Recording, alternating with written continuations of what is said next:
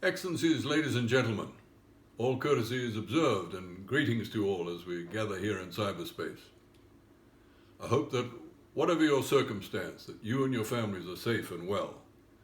And I trust that everyone is finding it in their hearts to exercise the best of human traits, of sharing, of empathy, of kindness to our fellows and those who are suffering the most in our communities as a consequence of this pandemic.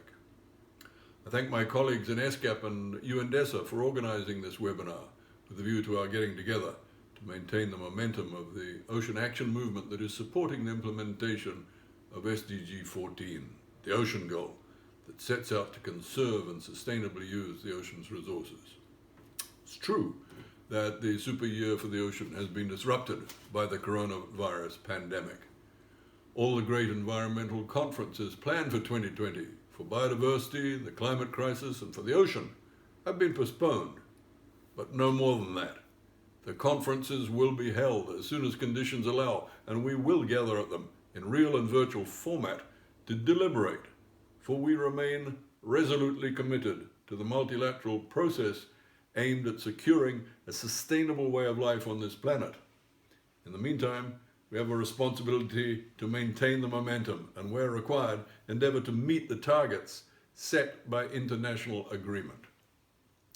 Preparations for the UN Ocean Conference continue on a step-by-step basis, with dates to be announced in due course on when the conference will be held. The location of the conference is still going to be in the beautiful harbour city of Lisbon in Portugal, and the co-hosts, Portugal and Kenya, are resolute in their determination to host a vibrant conference that will break new ground for the innovation and science required to successfully implement SDG 14. So here we are, ladies and gentlemen, gathered in virtual proximity to discuss how we can best maintain the momentum for ocean action. Welcome everyone to this webinar, and I trust you will find it to be a useful part of your working week. We'll be delving, in particular, into two issues that are critical for the well-being of the ocean in our Asia-Pacific region, namely marine plastic pollution and ocean climate synergies. It is only right that we should address the marine plastic issue, for this, in this regard, Southeast Asia and East Asia have been identified as the worst affected regions on the planet. When it comes to the ocean climate nexus, again, we find ourselves at the front lines, for the great majority of the world's coral is found in Asia-Pacific, and many of our member states are either low-lying island countries or have long stretches of low-lying arable and residential coastal lands. One of the chief effects of global warming is, of course, the warming of the ocean, and with that climate change. And the warming of the ocean leads inexorably to the death of coral and rising sea levels. Covering 70% of the Earth's surface, absorbing 25% of all CO2 emissions, 90% of the heat generated by our greenhouse gas emissions, the ocean is the planet's largest biosphere and climate regulator. Yet the ocean's intricate link with climate change and biodiversity loss, as well as its central role in providing food, energy, jobs, and pharmaceuticals, is still not sufficiently recognized. So, ladies and gentlemen, we all know that governments and corporations are facing very difficult decisions at this time of planning and managing the economic recovery from the coronavirus pandemic. We must face the fact that prolonged global economic slowdown runs the associated risk of reducing commitment to climate action. This cannot be allowed to happen.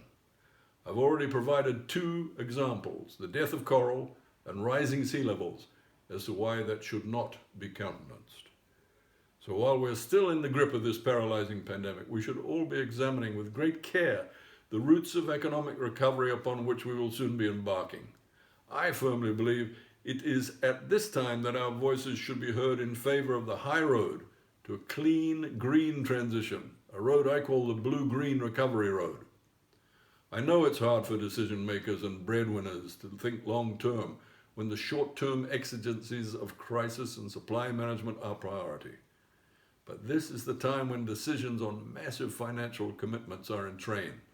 And before the seal is set upon them, we have to ensure that the consequences of taking a low road back to the global warming, fossil fuel dependent, plastic polluting world we knew are understood and avoided. In the name of our children, I urge governments and development banks and agencies and corporations to think of our long-term responsibilities and invest now in clean blue-green infrastructure for a better future for people and planet. I urge you to think about the 6 principles that UN Secretary General Antonio Guterres laid down in his Earth Day address earlier this year. Principles that included ending fossil fuel subsidies, polluters being made to pay for their pollution, and the investment of public funds into a future of sustainable projects that help the environment and the climate. Ladies and gentlemen, we've always known that humans and nature are part of one connected system, with nature providing us our water and air, medicine, food, and so many more benefits. But lately we've been riding roughshod over those benefits, taking nature too much for granted, disguising greed in costumes of profit and progress. In these days of reflection, we should remind ourselves that since ancient times, philosophers have urged respect and balance in our relationship with the natural world. In the end, the ocean's well-being depends on the drastic lowering of our greenhouse gas emissions. If you care about the ocean's health, care about those emissions, for from them we witness ocean acidification, deoxygenation, and warming. Self-interest of our species demands that unprecedented reductions in anthropogenic greenhouse gas emissions around the world shape the recovery roads ahead. Only then will we reverse the decline of the ocean's health and best secure our own. The role of innovation in securing those reductions is inescapable, and we are already seeing positive signs of this in everything from offshore renewable energy to the greening of shipping. Innovation will allow us to move from linear exploitation of finite planetary resources into an era of circular economies, sustainable food systems, and resilient cities. And it will lead us to better safeguarding of the biodiversity of nature upon which our lives ultimately depend. In the Asia-Pacific context, today's webinar is timely.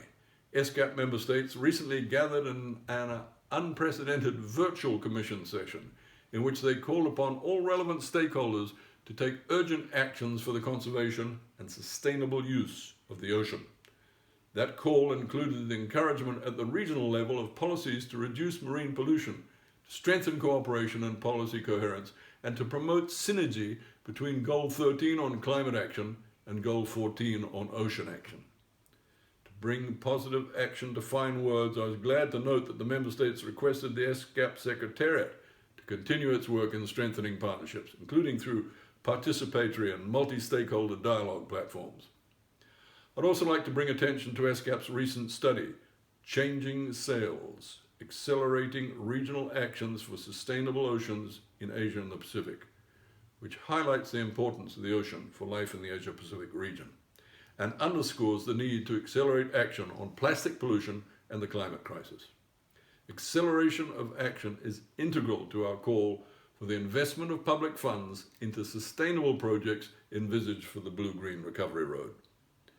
Ladies and gentlemen, to conclude my remarks, I recall that the last time I was in Bangkok was to speak at the Asia-Pacific Day for the Ocean, and I was very inspired that day by the commitment I observed from our youth and from our NGOs.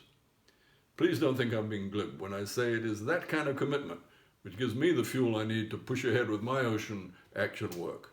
So I encourage you all to tell the world about your goals and your determination by going to the UN Ocean Conference website and entering more Asia-Pacific voluntary commitments into the register that is maintained for this purpose at the UN.